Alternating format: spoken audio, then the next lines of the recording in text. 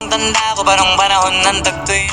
Hi, welcome back to Learn Weekend guys. So, gusto mo ba kumita ng pera katulad na lang nito dito sa TikTok at gusto mo gumawa ng video nang hindi ma-copyright? So, ito yung ituturo ko sa inyo at ito yung ating pag-uusapan ngayon. Ang gagawin natin ngayon guys ay meron na tayong first video.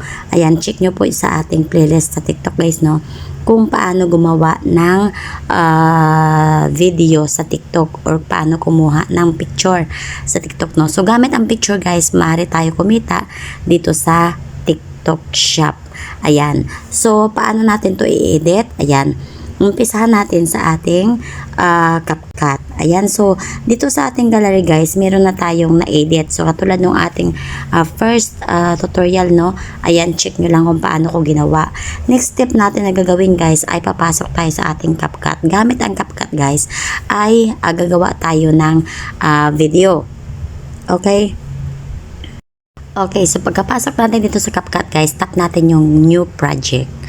Pagka-tap natin ang new project, pupunta tayo dito sa my video and then kuha muna tayo ng pinaka-base natin guys.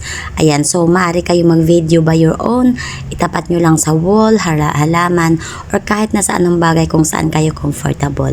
So for example guys, itong video na to na red, yan, kinuha natin to as our base or background para hindi tayo makapiright dun sa ating mga nakuhang picture na pang-upload natin sa TikTok. Okay, tap nyo lang po yun. And then pagkatapos, tap nyo po yung aspect ratio. So, syempre, yung aspect ratio ng TikTok guys is 9:16 or itong my sign na TikTok. Okay? So, pagka-tap nyo po niyan, tap nyo lang din yung check. Pagka-tap nyo ng check guys, ayan, magpapatong na tayo ngayon ng ating video. So, paano natin gagawin yan? Tap mo po yung overlay. Tap mo ang overlay and then add overlay. So, pagka-add mo ng overlay, ito na to ngayon ang ating mga video. Pipili tayo dito or kukuha tayo dito ng pang-patong natin doon sa ating video. So, katulad na lang nito, no? Ayan. And then, add natin yan. So, ito na yan siya guys. Ipapatong na siya natin dito. So, kung ipi-play natin guys, no, tingnan nyo.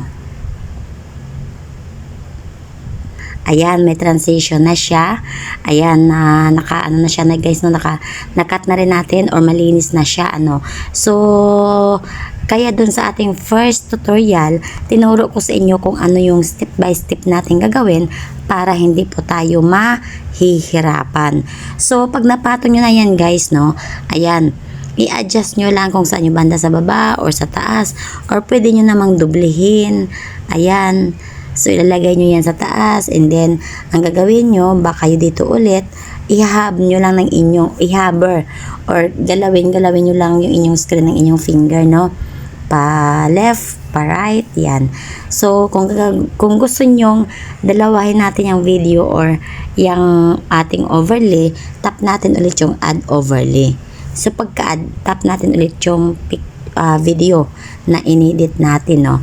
And then, dito naman natin sa baba, ilalagay. So, kung mapapansin nyo guys, ayan, na full cover na natin yung ating base or yung ating background. So, wala pong problema yan. Ano? So, i-adjust lang natin yung ibabaw para magkapareho yung kanilang size. Para makita yung sulat din sa baba. Okay? Then, pagka i-play na natin yan guys, sabay po yan sila. Kasi same video po yung ating kinuha. Same picture. Ayan, kung mapapansin nyo, no? And that's it. So, next nating tutorial, ituturo ko naman sa inyo kung paano maglalagay ng over voice sa ating video. So, nakatulong ba sa'yo ang tutorial na to? At kung oo, please don't forget to hit like, subscribe, and bell all guys para updated kayo sa ating mga tutorial.